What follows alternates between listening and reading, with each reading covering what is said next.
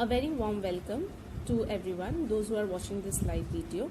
I, Shruti Chakraborty, a teacher trainee of B.Ed second semester from Siliguri Tarai B.Ed College, would be explaining today about the rules and regulations that are need to be followed while writing a comprehension and summary. So students often they tend to make mistakes because of their casualness and negligence about the nuances of writing questions that are based on comprehension. So today I'll be explaining those rules and regulations because this area of ICSE it contains the maximum number of marks and it is it can be easily scored. So today we'll be starting with those rules and regulations, and to begin that I have prepared some self points and notes which I'll be showing it through the video. So moving on, we'll be continuing with the points that we were talking about in the first place, about what are the steps and what are the rules that are to be followed while doing an exercise or question answers from comprehension or from summary writing. So the first step to do is read the passage once and questions to get a general idea of the theme. So before doing any prose or poetry, or even while reading a passage, what do? First we read it once, like a general reading, and then we try to understand it, right? That what is it talking about? What is the hidden message? What is the hidden theme, or what is the theme that the poet talks about, or that the author is trying to highlight? So we'll read the passage once and we'll try to find out this general idea of the theme. Okay.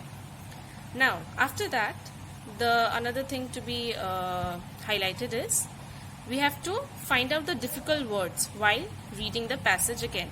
So once we have read here in the first step, and then in the second step we'll again read the passage, okay, when the test or exam is there for a comprehension question. So we read it again in the second step, and then we underline or we highlight the difficult words, whatever is there according to you. For the third step, we read the questions. So at the end of the comprehension, we'll find that there are certain questions that we have to answer. So what we will be doing is we'll be reading the questions. What is the question actually asking? We just don't write anything, like whatever comes in the mind. You can, in a comprehension based question, you cannot just make up your own answers. Obviously your writing potential is needed, but we have to answer according to the questions. So we read the questions, and then within the comprehension, within those paragraphs, we try to locate our answer. The fourth step is try to summarize the answer in your own words. So this is another major step in the comprehension, where we cannot just copy. Say if there is a certain text or a certain line where it says in direct speech it is there, so you cannot just write that the person so and so said this in direct speech. So we have to convert it into indirect speech, and we have to make the answer, structure the answer in that way. Okay. So we summarize the answer in our own words according to the questions. The fifth step is we have to mark the main key points of each paragraph. It comes handy for writing the summary. So what we do is we have to find out the main key points. That is, obviously our comprehension will be divided into 3 or 4 paragraphs. Okay. So in each paragraph we have to find out what does it talk about. So if you see a word which can describe the whole paragraph, you will underline that particular point or that particular word. So when we are reading the questions and when we are trying to find the answer, we don't have to read the passage again and again, like more than 2 times or more than 3 times. So we can easily locate the answer. Now, next step says, now while writing the answers, never copy the exact words or lines from the passage. Also, do not add your own ideas. So as I said, that we are not supposed to make our own answers, and we are not supposed to copy the exact words or lines.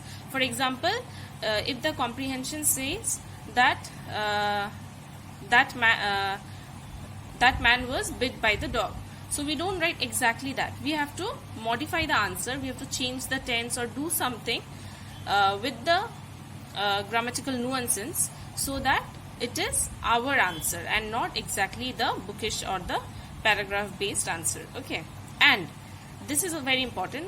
We should not add our own ideas. That is, you cannot put up your critical analysis in these kind of questions because it is not asked. The question simply says comprehension. That is, we have to understand what is being said in the passage or in the comprehension, and we have to answer only that, and nothing is supposed to come out of your own. Okay, and lastly, we have to use simple language. So according to our topic, comprehension is done. Now we'll tend to the summary writing. Okay, steps while writing a summary. First, read, identify main ideas or theme. It is exactly quite like comprehension, just that in a summary we write it a bit different way. So first is read, identify main ideas or theme. Write one short sentence for each idea you understand. Make a rough draft, and we have to be objective in it. A summary or a précis should be 1/3 of the total words in a passage. Make a final copy and strike out the rough one. Next we move on to our step 2, which we discussed about the points that we have to note down after reading the passage.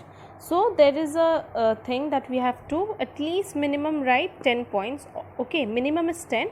It can be maximum to 12 or 15 also. Okay, so this is a just a rough situation that I've created. Okay, for example, this is about two friends meeting each other. I met him yesterday. She was upset. We went to a zoo. We also had ice cream, and so on. And it will carry till we reach the 10 points. Okay, so this is from the passage. Here we do not exactly copy the lines, okay, from the passage, because that is not allowed, first, and secondly, it will become very long if we copy it from the passage. So we read the passage, understand, and then we note it down. Okay, next we move to step 3, which is the rough draft. So whatever points we have written here, those points will come to use here. Okay, this is the rough draft. You can write rough draft, okay, on top of it. So exactly we note it down here, and till here we have went to a zoo. We have written exactly from the points. And just make a quick note here that I have replaced this we, okay, and we have I have replaced it with and.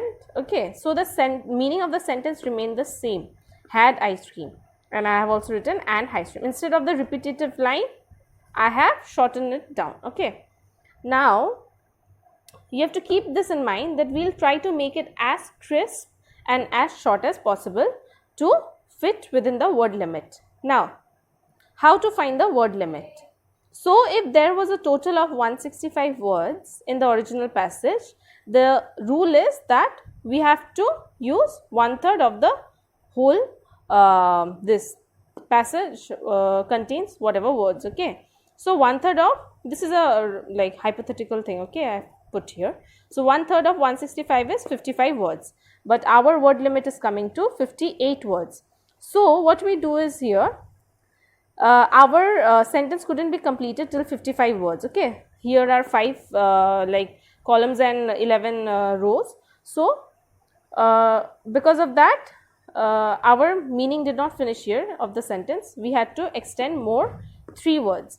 So a minimum amount of 5 words are allowed. Okay, so but we'll try not to cover up. We'll try to end it within 1 or 2 extra words. Okay, so this is like 55 plus 2 or 3, it can be done. So for example, we finished it with 58 words. Okay, so now moving on, we'll go to the final draft and see what happens there. So our last step was the final draft. We can give the heading as final draft on top, and we exactly make the same number of columns and rows. that is for the 55 words. Now we can fill up exactly from the rough draft whatever we have written and make slight changes here and there, because we had for the rough draft, as we can see, we had total of 58 words, right? But we have to, in the final draft, we have to bring it down exactly till 55. So the remaining 3 words extra which were there, we need to shorten it and we need to make it exactly for of about 55 words. So this is about the final draft. After finishing the final draft, we have to make sure that the rough draft is stricken out and it's written as cancelled. Thank you everyone for watching it till the end. I hope that everyone has gathered some new information about the usage and about the rules and the regulations that are to be followed while attempting questions from comprehension and summary writing. Thank you.